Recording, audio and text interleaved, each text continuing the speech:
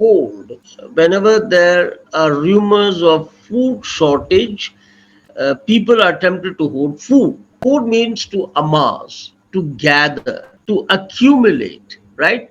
It's generally used in a negative sense. It indicates greed. You see, some people are holding wealth. Black marketers are holding what you call things, and they don't want to sell it in the market.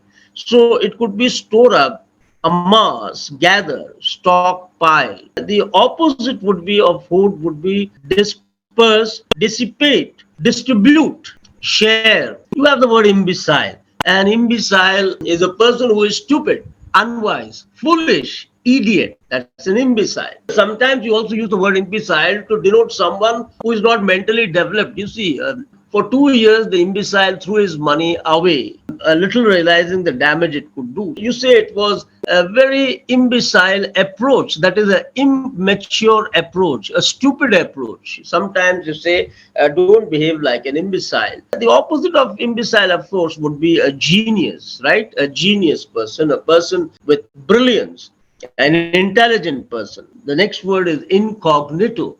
And incognito means your identity concealed, disguised. You use an assumed name. You use a pseudonym in order to hide your identity. For instance, you say the monarch enjoyed traveling through the town incognito and mingling with the populace. We have stories, you see, about kings, you see, who would travel incognito, unknown to their people, just to find out what's happening in the country. That is traveling in disguise. That is incognito. The emperor enjoyed mixing with people incognito and received first-hand information about his governance. The next word, insidious. Insidious is something which is stealthy, sly, cunning, crafty, guileful. The fifth column is insidious because it works secretively within our territory for our defeat. High blood pressure is insidious condition which has few symptoms. Sometimes somebody gives you an insidious look. The antonym would be, of course, you see, forthright, straightforward. The next word is jocund. Jocund means cheerful, merry, happy, amusing, blithe. Blithe is a rather uncommon word, but then it is a synonym. Jovial. Santa Claus is always cheerful and jocund. Michael is always jocund, and this makes people love it. The opposite would be, of course, gloomy, melancholy, dull, saturnine, Saturnin, saturnine. The next word is labyrinth, Labyrint, labyrinth. A labyrinth is supposed to be a confusing set of connecting passages or paths in which it is easy to get lost. So you say hiding from Bharat, Vikas and Ashwani soon lost themselves in the labyrinth of secret underground caves.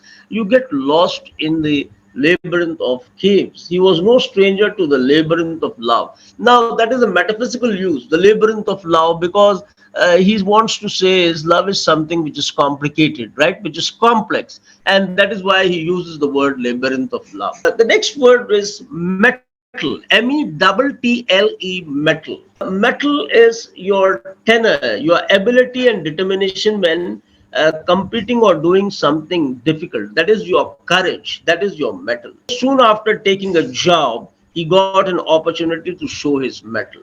The German athletes proved their mettle in the final round. The army men displayed their mettle on the battlefield during the war. That spirit, the courage, the ability, the determination. Sometimes it would also mean the tenacity. The next word is nonchalance, and NONCHALANCE. Now, nonchalance is lack of concern, indifferent, apathetic, and insouciant attitude. Cool, calm, collected under fire, James Bond shows remarkable nonchalance in the face of danger. The opposite of nonchalance would be concerned, responsive, reactive. The next word is onerous, and ONEROUS. And onerous means something which is burdensome, something which is arduous. She asked for an assistant because her workload was too onerous. That is, it was too burdensome. To find a peaceful solution to this problem is onerous task. That is, it's a burdensome task. So the opposite would be something which is easy, simple, and light. The next word is pathos. Pathos. Pathos. Pathos indicate feeling of sadness, you see, pity or poignancy. The audience was moved to tears by the pathos of the speaker's appeal. There is pathos in his performance, which he never let slide into sentimentality. That is showing pity, sadness. The opposite would be, of course, ecstasy or utopia, high feeling, exuberance, elation. Now we come to the word placate. Placate. Placate. Placate means you pacify, you appease, conciliate. That is, you stop someone from feeling angry. You try to placate someone who has lost his temper and shouting at you. You say, I tried to placate him, but he did not get rid of his anger. He kept on shouting. You say, we tried to placate the angry feelings of the students who lost the elections. Or you cannot placate her anger by constantly making new promises and keeping nothing. The opposite, of course, would be to provoke, to instigate, to aggravate. You incite someone. INCITE, incite. The next word is quixotic. Quixotic. It can be also pronounced as chaotic. This word, I think, derives from the story of Don Quixote. Through his quixotic decisions, he made the life of operation staff miserable, as most of them were not implementable. Quixotic is idealistic ideas which are not practical, you see. So the opposite of quixotic would be something which is practical, something which is realistic. Now we come to the word relinquish. RELINQUISH, which means give up something, right? You surrender, you yield, you abandon, you cede, CEDEC, you renounce. Look at the sentence. Once you get used to fringe benefits like expenses, account meals, and company car, it is very hard to relinquish them. You can relinquish bad habits. You can relinquish your feelings of anger. You can relinquish your attachment to material things or to spiritual things. You can. She relinquished control of the family investment to her son. And the opposite would be to retain, to maintain, to keep with oneself. The next word is, of course, reticent. RETICENT, reticent. Reticent is being uncommunicative, being taciturn, reserved, laconic, not speaking much. So, reticent means unwilling to speak about your thoughts, feelings, and you are inclined to silence. The couple was reticent about the quarrel. That is, they were not communicative about the quarrel. The opposite would be what? Outgoing, outspoken, garrulous, verbose, loquacious. We come to the next word, sedulous. SEDULOUS, sedulous. Sedulous means diligent. DILIGENT, diligent. And diligent means that is careful, active, assiduous, industrious, painstaking, hardworking, putting in a lot of effort. Say the young man was so sedulous that he received a commendation for his hard work. The opposite of sedulous then would be careless, lazy, sloppy, SLOPPY, sloppy, inert, and then, of course, sluggish. We come to the next word, and that is abnegation. ABNEGATION.